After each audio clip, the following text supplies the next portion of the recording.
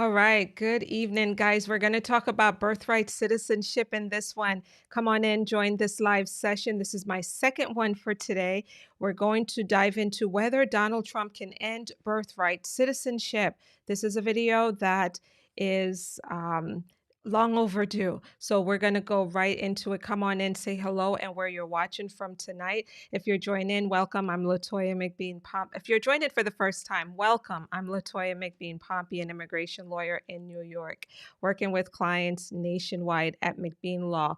Birthright citizenship is a hot issue right now, particularly since even yesterday on Sunday, Meet the Press published their sit down, their interview with President-elect Trump, and this issue of birthright citizenship came up, and he said, yes, this is something that he is committed to, and he's committed to it from day one, at the start of day one with his administration. So I'm going to dive into it and talk about what is birthright citizenship, and can Trump get rid of it by executive order? I see you guys are joining. Thanks so much for joining. Be sure to share this with others so that they will also be notified of this. And guys, before you go today, subscribe to my channel and hit that notification bell so that you'll be the first to get notice of these videos each week.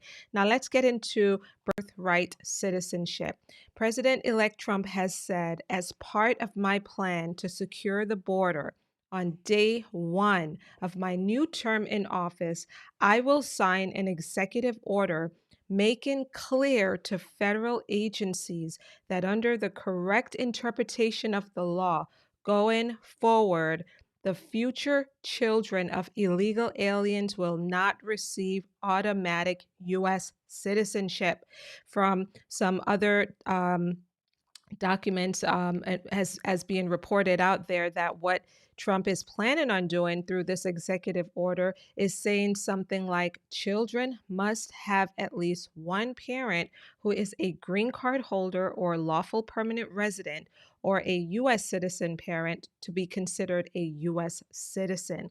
What is birthright citizenship? Birthright citizenship grants automatic citizenship to children at birth based on either their ancestry or birthplace. The 14th Amendment of the U.S. Constitution covers this issue of citizenship, the right to citizenship.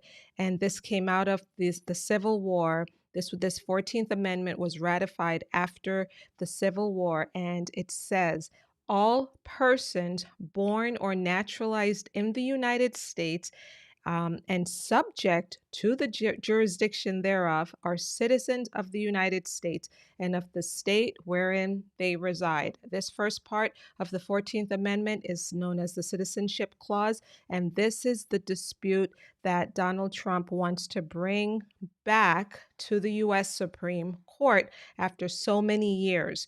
We're going to go into the history momentarily.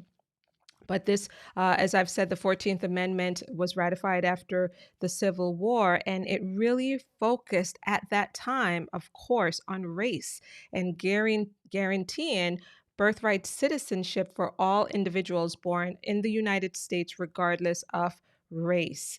And the historic interpretation, guys, by the U.S. Supreme Court, the historic interpretation is that every person born within the dominions and allegiance of the United States, whatever where they are situated, whatever where the situation of their parents, is a natural born citizen.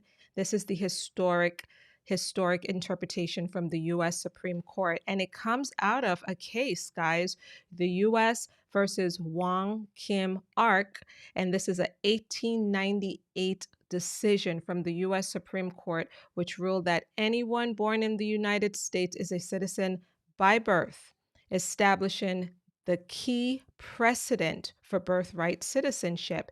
And the court's ruling emphasizes that this citizenship clause of the 14th Amendment superseded exclusions under another law that we had at the time, the Chinese Exclusion Act, okay, which it ruled that the citizenship clause, as interpreted by the U.S. Supreme Court, ruled that children of Chinese immigrants were US citizens. Can you believe this?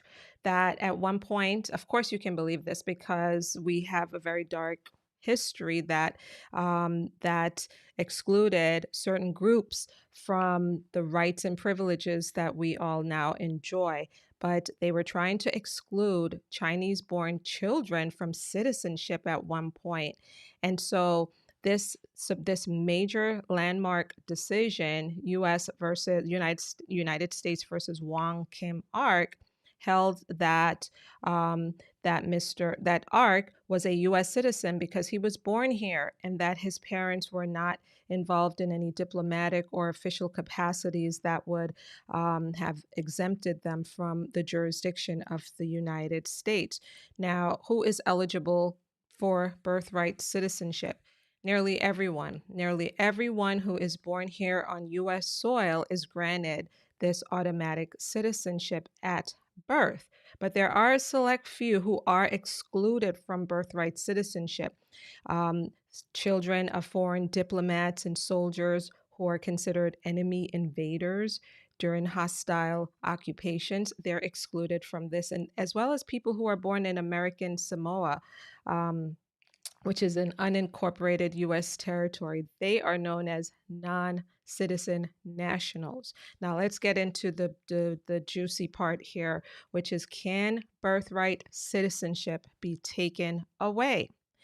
And so I want you to think about, and let me just jump back on here. I want you to think about two possibilities for birthright citizenship to go away.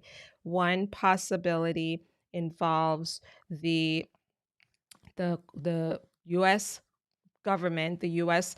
House and Senate, Congress, or the legislative process, which would create an amendment to our U.S. Constitution. They can try to do it legislatively that way, and we're going to dive into that momentarily.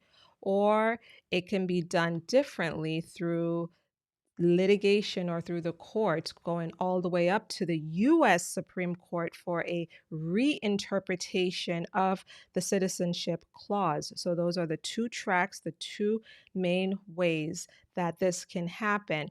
Now, going back here, the first track is the constitutional amendment, which would require some sort of legislative action.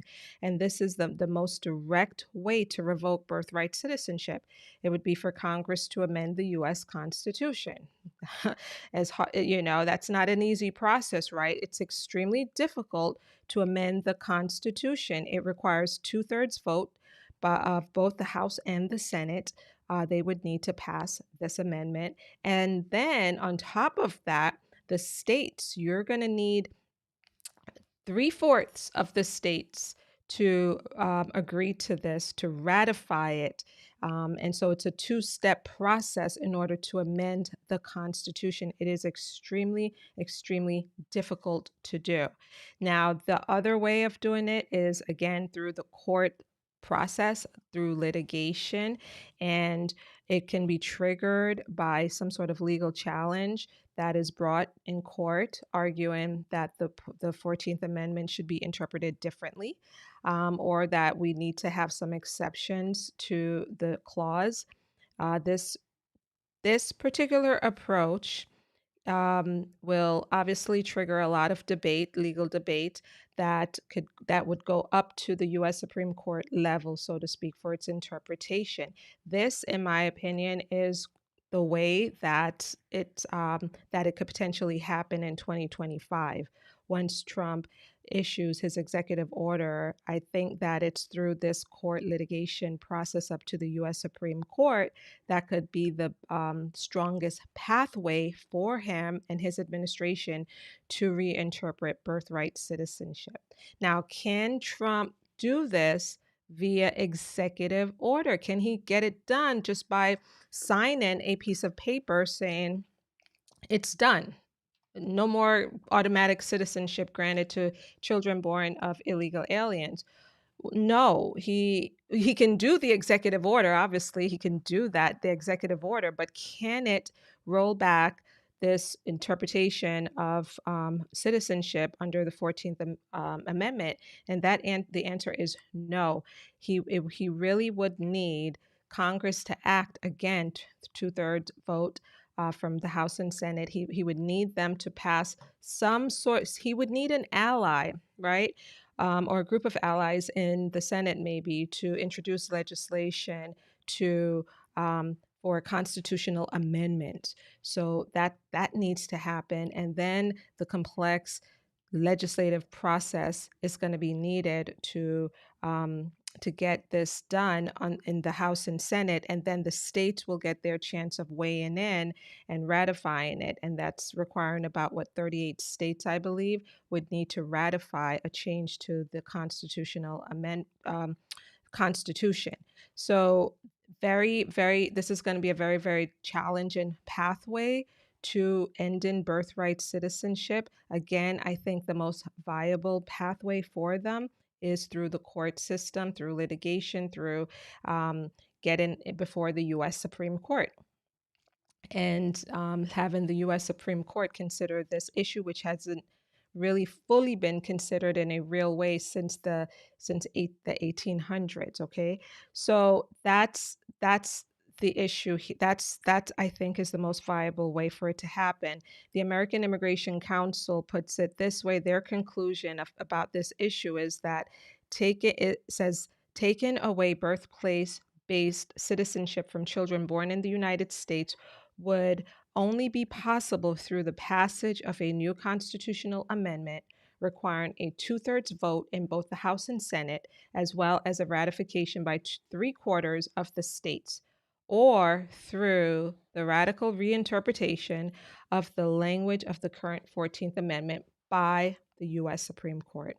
While Congress or the president could try to restrict birthplace-based birthright citizenship through legislation or executive order, these actions would violate the 14th Amendment. So there you have it, guys. The American Immigration Council has summarized the two possible ways that birthright citizenship could be targeted. And again, I think the most viable way for the forward for them, for the Trump administration, would be through the U.S. Supreme Court path for them to interpret the citizenship clause. Thank you guys so much for being with me. Thanks for sticking around. Subscribe to this channel and hit that notification bell if you have not yet already done so. Comment below. Let me know your thoughts. I will be in the comments. I am always in the comments. I would love to hear what you have to say about whether you think Trump can get rid of birthright citizenship in 2025. Thanks again, and I will see you in the next one. Bye-bye.